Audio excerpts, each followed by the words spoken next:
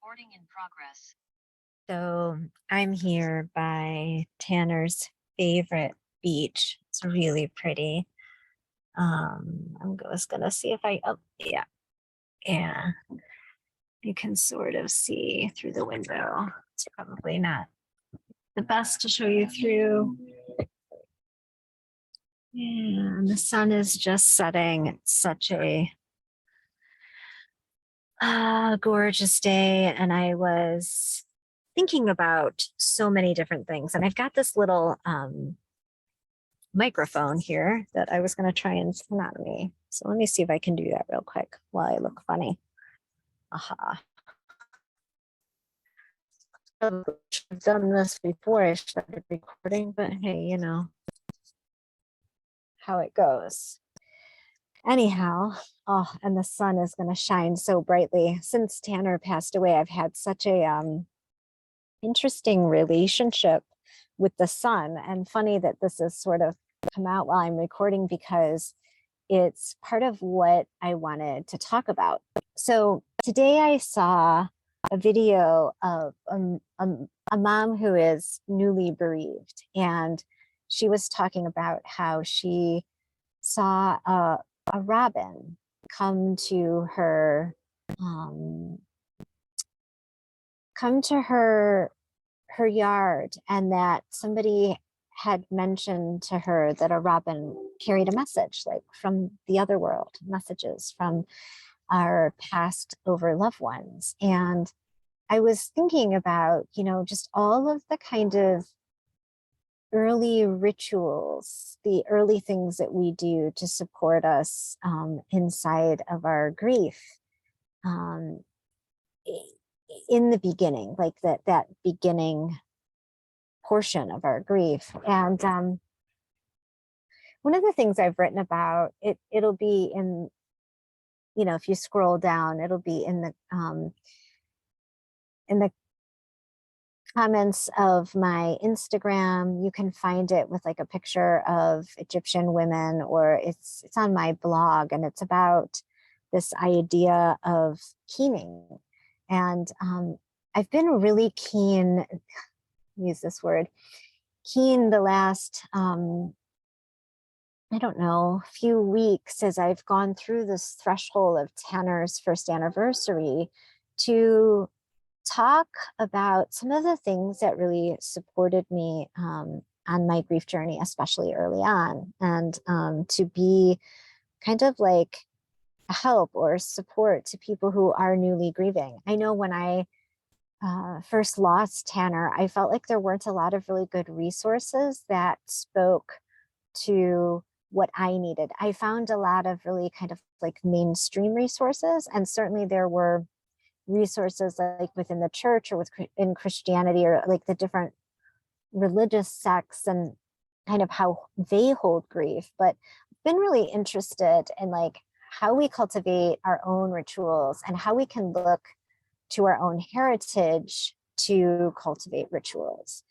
Um, you know, one of the things about being an American or being somebody who lives in the West is that we are all essentially kind of orphans, right? We're all a little bit homeless. We're all, if you look like me, you're probably cut off from the types of things that your ancestors did to ground and support them in like major life passages like birth and death. And I spent many years practicing as a birth educator and a childbirth doula and postpartum doula, and working to help mothers kind of convalesce after the birth. And I'm really excited that we have such a positive birth movement that really feels like it's becoming vital and full, and you know, it's moving into the mainstream. It's not just crunchy moms anymore who are looking for more holistic birth options that really honor the type of passage that is. Um, but I don't see the same kind of movement happening for death. And I'm thinking, you know, perhaps these series of recordings, or that I would start to cultivate and create something that would fill the gap of people who are newly grieving and who feel like they don't have rituals and things to sacralize the threshold that they're moving through because they may be cut off from the church. And so in this one transmission I wrote about keening, what I had kind of relayed is that, so my husband is Arabic, and I had the opportunity to live overseas in Palestine. I had the opportunity to be there when somebody passed away and see how their culture moved through that passage more than once. In Palestine, they bring the body to the house. There's most definitely, you know, large expressions, emotional expressions. You can touch the body in the home. You can, you know, like get really close and hug and, you know, anoint the body. You can put things in the casket. There's this very intimate style of wake that happens overseas. It's not sterile in the same way we have moved birth to the sterile environment of a hospital. We have done the same thing with death in moving it to the sterile environment of a funeral home. And we had Tanner's wake at a funeral home because I didn't know any of this stuff before he died. I didn't know that I had other options or that there was other things that I could have done. So in the midst of planning his funeral, there were several days, and I talk about, so the first night, the night that he passed away, we came actually here where I am, and it felt really important to watch the sunset. So as an astrologer and somebody who is like a devotee of the goddess, I understand like that, you know, in the Egyptian pantheon and in their cosmology, that the sun setting is essentially a symbolism of death, just like the sun rising is a symbolism of birth. And it felt really poignant for my Caucasian kind of Western family. That's the family that gathered the night of Tanner's death to see a sunset. It felt like it was something I could do that was sacred, but at the same time, it didn't have the lush release that my body was craving. And so the next morning, I had been upset and I had cried, but the house felt so still and so silent and so almost like a coffin. It felt like death had set in, and I had been having some issues with my heart rate. So I had this like heart rate event where my heart ramped up and I had to go to the emergency room. And in the time that I was gone from the emergency room, our Arabic contingent of our community had arrived at our house. And so coming back from the emergency room, I was met by the women in our community. And as I left the car, so this is the morning after Tanner died, it's maybe 15 hours after he's died. I'm flanked on the stairs and met with the howl of grief, the exercise of what we call keening, that really for me mirrored the fact that they knew that a hole had been ripped open in the universe. And for me, what I was seeing and experiencing in the wail and the cry of my beloved sisters, my oldest friends, who are all Arabic, was it mirrored how I felt inside. And so for the first time, I felt like, oh, finally someone gets it, and I have permission now to let go of the wail. In the time that I have been grieving over this year, I've collected some books, and more or less I've been really interested lately in reading about different rituals from around the world. And so I wanted to read to you guys a little bit from this book. It's written by the Amy Held Opelt, and she is the sister of Rachel Held. Can't remember her last name. I'll write it in the thing. Her sister died. She was a pretty prominent Christian speaker. And so she wrote a book about grief and death. And she wrote some rituals, which was why I was interested in the book, not necessarily from the Christian background, although I'm happy to read her thoughts about the Christian, but she goes through and looks at ritual from around the world. And so I'm thinking that she is on the same kind of thread I'm on, that she dropped into the same space I dropped into, and going like, the rituals we have are just not sufficient to support us. And so one of the first things she writes about is keening. And I want to read to you from her book. So I'll see if I can show you her book. Amanda Held Opalt. And she talks about in the olden days of Ireland, when a person would die, a room of the house would be cleared of excess furniture and the body laid out on a table. In the room, clocks would be stopped and the body laid, in the room, clocks would be stopped as the family and friends of the loved one entered into a liminal space, a time outside of time, to grieve and remember the dead. The wake would begin as the community came to mourn. Traditional wakes served as a type of emotional release. Drinks would be served, stories shared, and games were even played. The mourners would erupt into cheers of laughter, telling stories about their loved one's life. But the climax of the wake was when the keeners, professional funeral wailers, would begin their performance.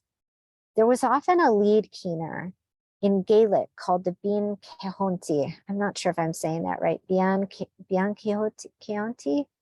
The role was almost always reserved for women, and many times it was a midwife who served as the Bean Ceonti. Women who knew well the thin divide between birth and life and death. They would usher people into the world and they would usher them out. The act of keening, she says, serves two purposes. One was to release the grief felt deep in the hearts of the mourners into the open air. The keener gave permission for people to fall apart, to grieve with their whole bodies without feeling shame. And that's certainly the experience that I had at my house. It was like, for the first time, I was seeing mirrored back to me the utter tear in the universe that had kind of ripped open beneath my feet. And it gave me the permission to go as deeply into that pain as I needed to. And I'll tell you, I've never had another heart event again. And I have long had the kind of theory or hypothesis that those heart palpitation events were the result of me not fully emoting a lot of the kind of like energy that I was holding inside of me. My son had sort of been in crisis leading up to this point, and I felt like I'm not kidding, I felt like I was literally holding or anchoring his soul on the planet. And that was a lot of like energetic constriction or contraction, like to be holding or grasping or gripping in that manner for so long. And it was only right before his death and like immediately after his death that I had those two heart events. And I've never had another one because I've let my grief, that original act of being met by, these were not professional keeners, these were my friends who knew my child and were devastated and just had this cultural practice like embedded in their cells and in their DNA because they are Arabic, and it's just the appropriate thing to do when a child dies or when someone dies that isn't supposed to die, even when they are, I mean, honestly, but when someone dies who isn't supposed to die, it is an insane thing and an insane big emotional response is appropriate. So she goes on and writes, the other purpose was to escort the dead into the other world, to the afterlife. And I definitely felt that sense that our voices were carrying Tanner's soul on them. The keen would pay tribute to the lost loved one. A keen was in many ways akin to a song, But a traditional keen was not written out or handed down for reuse because it was improvised. It was meant to be lovingly customized for the one who passed and sung only over the soul for which it was specifically composed. The keen would often begin with the Bian Chianti, I'm not sure how to say this word. I wish she kind of did that thing where they write it out phonetically. Singing or speaking in a low chanting voice, and then progress into a louder cry. With all the mourners joining in, some chanting, some moaning, the chorus grief would sometimes take the shape of words about the loved one, but often language would collapse under the weight of sorrow, erupting into wails and cries. You left me under the star of frost, one keen recorded in the mid-1900s says, I'll never see you again. The Bian Chianti would accompany the dead to the gravesite, often riding on top of the coffin as it was pulled by a horse and cart to the final resting place. Traditionally, I love this image, she would let her long hair loose to fly in the wind as she rode, personifying the natural and unruly nature of death and grief. She was a wild and evocative creature in that moment. Some even believe that the notorious screaming banshee of the Irish myth is really the spirit of the deceased Bian Chianti, forever warning the world of impending doom and death. Now, this tradition began to die out in the early 1900s, and as you know, it's typical in our funerals to be very stoic, and I was raised in a very stoic culture myself. And Stoicism is kind of the thing that we expect of mourners. We expect a quiet grieving period, like reflective and going within. And so if there's anything that I would like to say to early grievers, it is just that, like, allow yourself, give yourself permission for your body, your animal body, to mirror the chasm that has opened up in your life. There's nothing sane or rational about grief. It is insanity producing. It literally changes the structure of your brain. Like, our brains are mapped and wired for permanence. And we do this for the baby so that the baby can understand that when the parent goes away, that the mother is coming back. And so the people that we love are hardwired into our brain. And so we could look at it almost like there is brain damage that happens when somebody dies, and the brain needs time to heal and repair. And that missing inside the brain can really, I think, turn into something toxic or rancid, or it can putrefy in a sense if we're not giving movement to the gap that's been created. Like, if we're not acknowledging the gap through mirroring in the external what is happening on the internal, stasis can set in, and stasis always leads to death. And so, really wanting this video to serve as permission to early grievers to cultivate a practice of keening for yourself. My husband's grandma lost one of her sons, so his uncle died when I was in Palestine. And I remember coming over in the days after he passed, and she'd be sort of rocking and, in a way, chanting, and kind of like, just hitting, not hard, she wasn't hurting herself, but doing this very kind of like rhythmic movement and allowing the grief to move through her as she rocked and chanted. And this was like, the first time in my life I witnessed something like embodied lament, like real, this was just real lament. And we met and sat around her and ate food and had coffee. And she wasn't really present with us in the group. We just sat and kind of held space for her as she just went through this lament over and over and over again.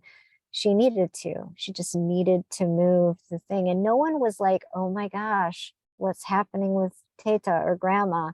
Or maybe we should make her stop. No, there was just permission. There was just this understanding that she was doing something very primal that she needed to do.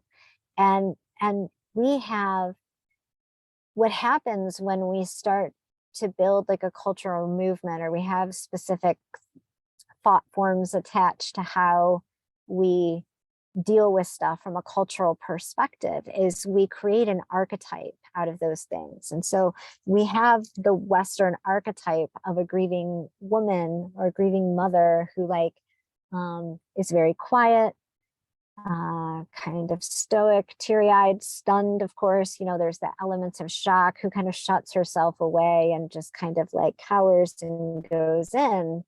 And I found very early on that I was comparing myself to the grieving mother archetype, and because I wasn't doing the things that I had seen done in movies and all that other stuff. I wasn't like angry. I wasn't like bitter per se. I was just devastated, you know. And I didn't want to be in my bathrobe all the time. I wanted to keep moving. I kept feeling like Tanner was, you know, sending me messages to do things, and I was going to do them. And so instead of kind of like locking myself away, sorry, there's someone out there, in my bathrobe, I was, you know, getting up and moving on the messages that I felt like he was sending me. And so I realized that, you know, you just can't compare yourself to the archetype of a grieving mother, that the journey really has to be our own. And how we emote fits into that. We're each going to have our own kind of like signature style of what grief looks like when it comes out. You know, like when the animal body is involved in grieving. How cute. So I started off this video talking about a robin, a red-breasted robin, and here's one just coming to visit. And I happen to, let's see if I can hone in on it. I happen to already have known this, kind of that they're the messengers of the afterlife. So beautiful. And like here, another one's just landed at this house. So super cool to have them come visit. And, you know, that's something else I will cover over time, is like, what is it like to get messages from, now there's 3. How cute. 4. There's 4 now. They must be coming to, they know I'm talking about them. But what's it like to get messages that our loved ones are still with us? Because, you know, if you're open to it, they will show up, they will visit you.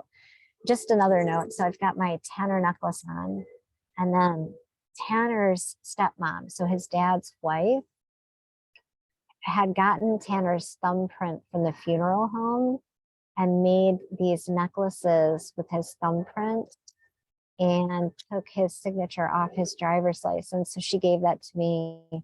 She's so sweet. She gave it to me the day of his anniversary. So that was, you know, those are other things that you can do to keep your loved ones close to you. You know, if you, like, I'm not quite ready for a tattoo yet, so I thought I would do those things. So anyways, that's keening. I wanted to cover keening. I wanted you to understand that there is a true ritual around keening, and it feels like such an organic thing to do anyways. Your body wants to drop in that deeply and that big. It wants to bring its whole self online, forward, in service to your grief, to the praise of the one you lost, all of that. And so, you know, just feeling permission, giving yourself permission to go into a deep grief, deep lament. If you're feeling shy about it, like if you're feeling like, oh, I'm not sure that my family would be cool with it, or I don't want to scare my kids or my loved ones, you know, go out in nature. Nature is a phenomenal holder of grief. It like absorbs our emotion. You know, this is the mother. The mother can hold us. And so take your grief to the mother, find a place in nature where you can mostly be alone, and have your keening session there. You know, you don't necessarily have to enroll everyone in your family in what you're doing. grief is about you. I said recently, like, it sort of feels narcissistic to be a griever because so often I'm thinking about what do I need, and talking about myself and my experience and what things have been like for me.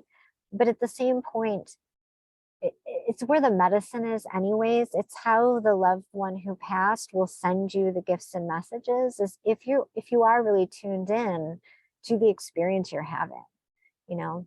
So yeah, I just wanted to make this short video over here. And let's see if I can't show you the sun moving down.